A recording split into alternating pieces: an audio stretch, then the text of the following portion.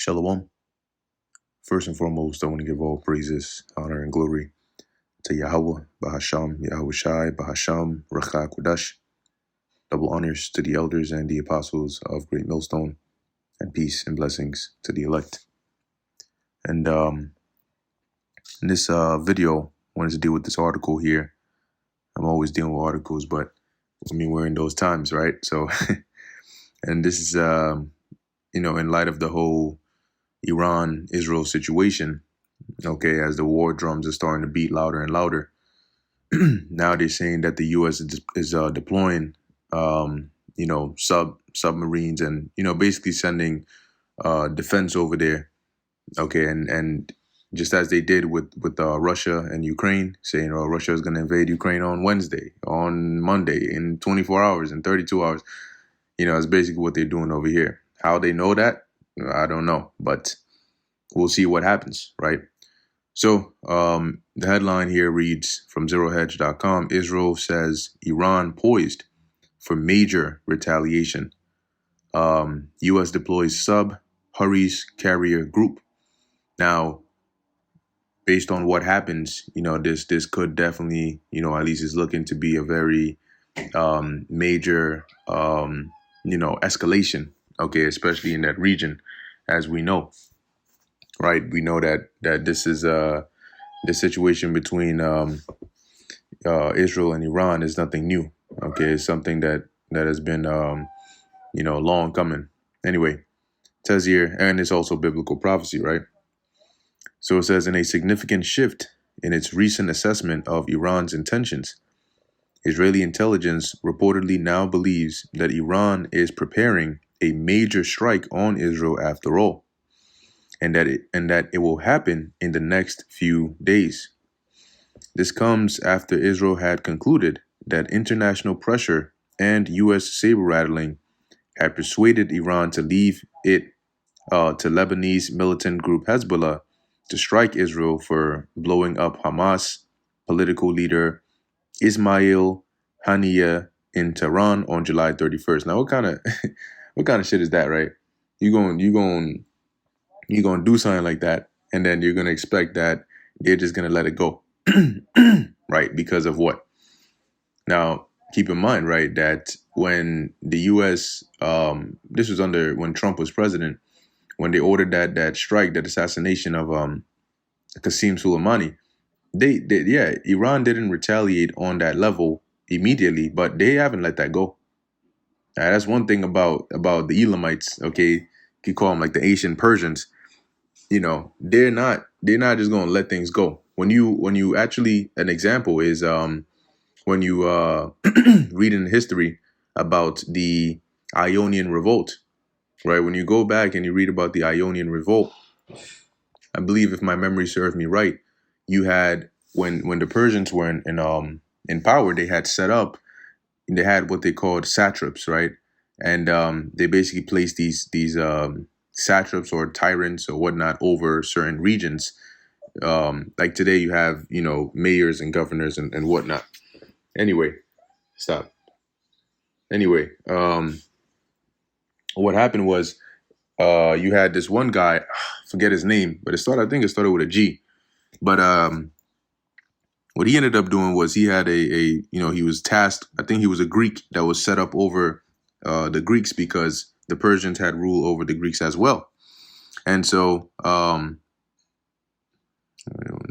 Revolt, 1 second, just looking this up, see if I could get his name. Anyway, he ended up going and his name was Aristagoras. There we go, Aristagoras. And he ended up basically, botching whatever mission he was given. And in fear of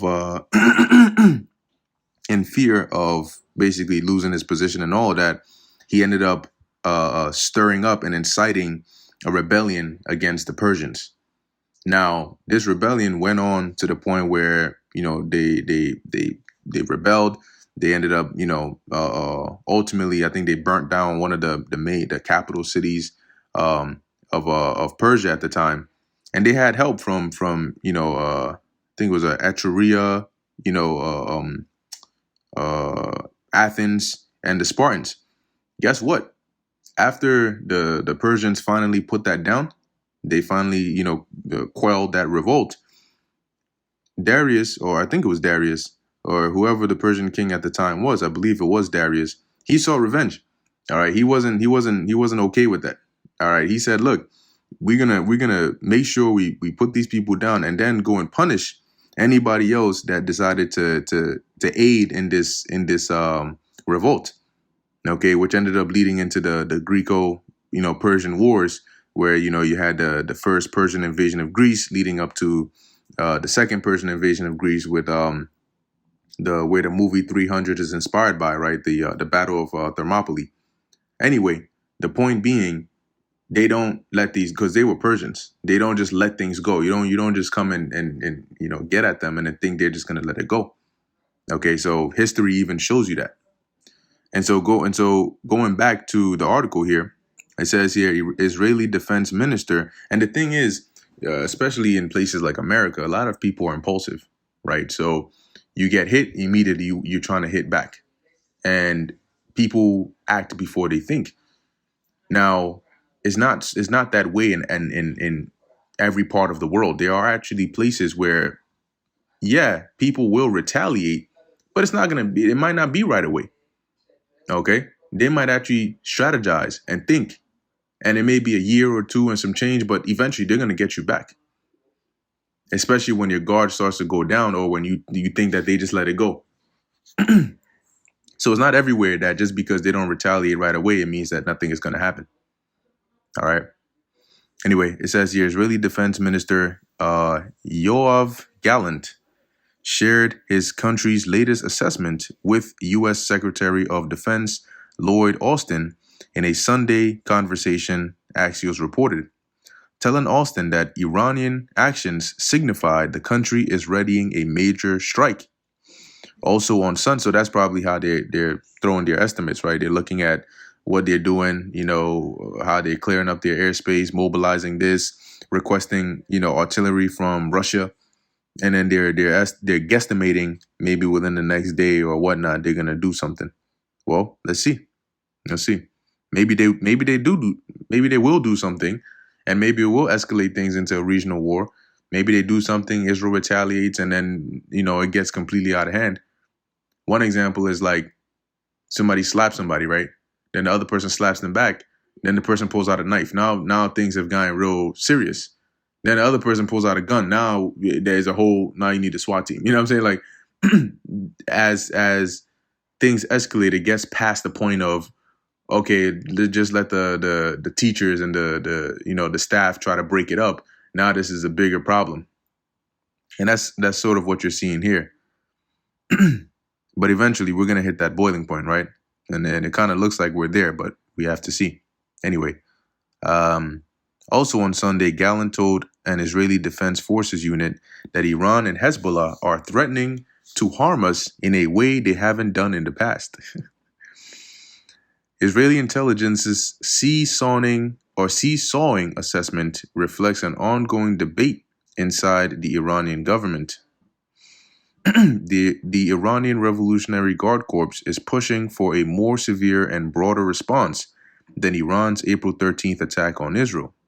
But the new Iranian president and his advisors believe a regional escalation now wouldn't serve Iran's interest, the source said. And at the end of the day, right, pursuant to Proverbs 21:1, we know whatever they end up doing is going to be the will of the Lord, because he's going to put it into their minds to do A or B or C, and when to do it, right? Because the Lord has all of these actions timed. Okay, so they're going to happen at the right time. A Pentagon spokesman said Austin assured Gallant that America is committed to take every possible step to defend Israel. Hear that? Now, if somebody says every possible step, what does that mean? Every is all inclusive, right? It didn't say every with the exception of. So, I mean, how far does that go? And you already know what happens once America gets involved. It's like going back to the example I gave earlier, this guy hits this guy, then this guy says, I'm gonna get my big brother, then the other guy, he gonna get his big brother too. Because now you're escalating it. So if you escalate it, then he's gonna escalate it. As they call it, a fair fight. So if the US jumps up in here, well, what do you think? That's Israel's ally jumping in. Well, do you not think Iran has allies?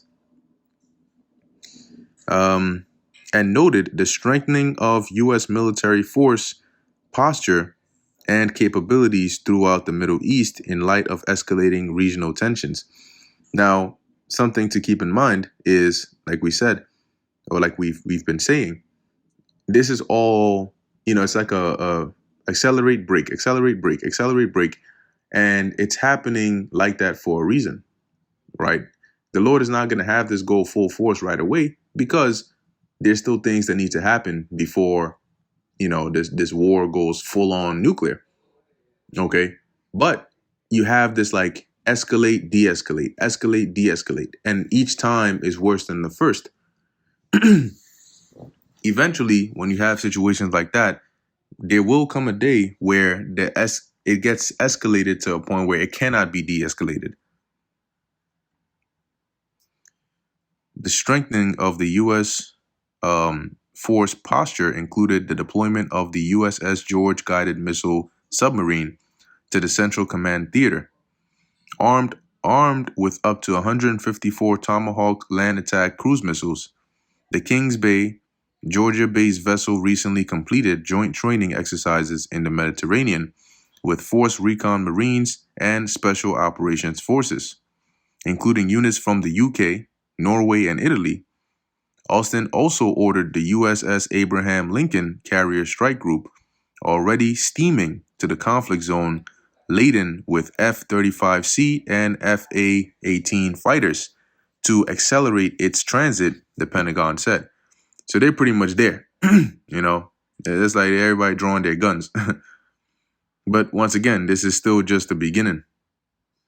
This and pursuant to Matthew 24, the 24th chapter, the Lord said, right, that you would hear of wars and rumors of wars. What does this sound like? A rumor of a war. When they talk about escalation into a regional war, that's a rumor of a war. Okay. Let's see what else they got here. It says here, see how all this works? Israel provokes Iran with a sensational violation of its sovereignty.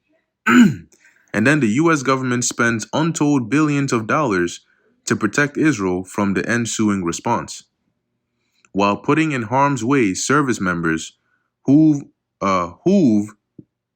been led to believe it's a way of serving their country. Yeah, real interesting, huh?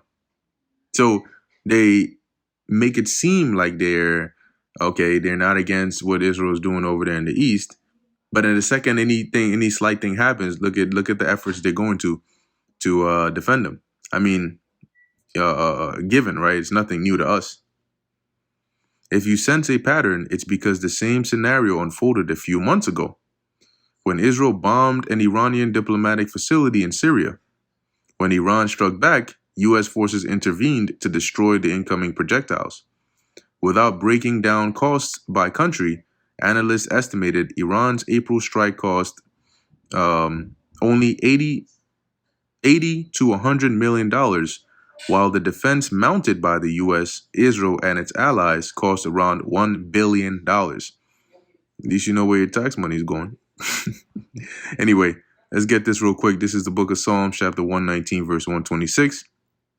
If I haven't read it already, it is time for thee, Yahweh, Bahasham Yahushai, to work, for they have made void thy law. So all these things that you see happening in the earth is the Lord working.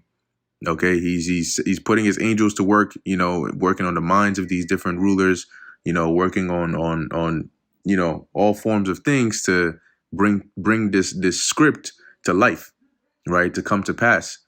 And that's why we always get precepts, concerning what we're talking about, because really what we're doing is almost like giving you timestamps of the events that are going to happen in the movie that we're living in. Right, we'll go to the scriptures and we'll show you, boom, this is where it says whatever it is we're telling you based on what we're seeing in real life. That's where it's at. So when we get to that point, this is going to happen. All right. So I mean, there it is. We're gonna watch. We're gonna wait. We're gonna see. Does Iran do something? Do they not? How bad is it? How much does it escalate things? It's really a matter of time at this point. So with that, Lord willing, you are informed and edified. In closing, I want to give all praises, honor, and glory to Yahweh, Bahasham, Yahweh Shai, Bahasham, Racha Kodash. Until next time, Shalom.